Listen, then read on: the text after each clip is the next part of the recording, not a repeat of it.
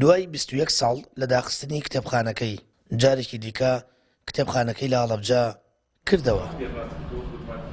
ئیبراهیم هەورامانی نووسەرە و کتێبی کتێبخانە تایبەتەکەی ماڵەوەی لە کتێبخانەیەکدا لەناو بازاڕی هەڵەبجە خستووەتە ڕوو بۆ فرۆشتن.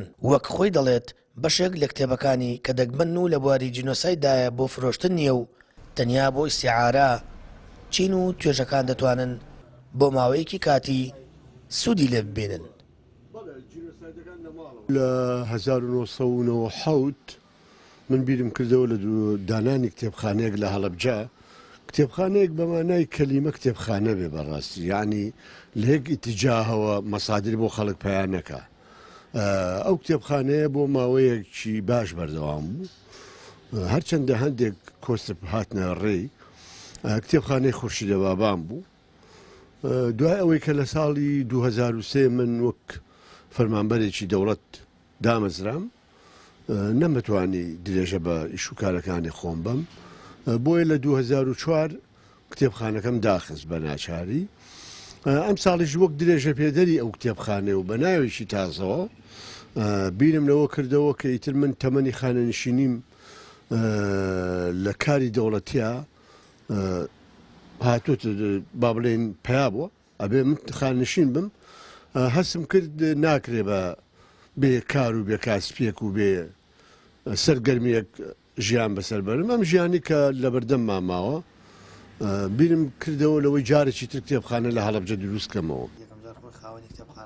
نووسەرێکی دیاری هەڵەبجە دەڵێت کردنەوەی کتێبخانە لە هەڵەبجە ئاساییە، لە شار و شوێنەکانی دیکە کتێبخانەکان دادەخرێن، بەڵام لە هەڵەبجە ئیلانکەی نووسین و کتێب و ڕۆشنبیری بەردەوام گرنگی بە کتێب و نووسین و کتێبخانە دەدرێت. هەڵەبجە هەمیشە شاری نووسین و خوێندن و خوێنەواری بووە بەڕاستی. ئێستا ئێمە خەریکی ئینسکلۆپیدیاین، سەدان کتێب لەسەر هەڵەبجە نووسراوە کە تازە زانیومانە، بە سەدان نووسەری تیا هەڵکەوتووە یا لە ناوخۆیە لە سەری نووسراوە. بۆیە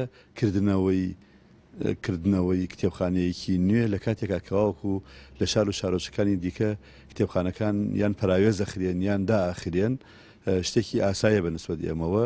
هەڵەبجە شتانی زۆر بەخۆیەوە بینیوە. ئومێدەوارم ناوەندی نووسین و خوێندنەوەی دیکە لە کتێبخانە و لە ناوەند و ئەوانەی زیاتر تیادا بکرێتەوە. سەرجەمی کتێبەکانی ناو کتێبخانەی ڕۆڤار تەنیا یەک کۆپیە، چونکە سەرجەمیان مڵکی تایبەتی نووسەرەکەیە. بە زمانەکانی کوردی و عەرەبی و فارسی کتێب لەخۆ دەگرێت.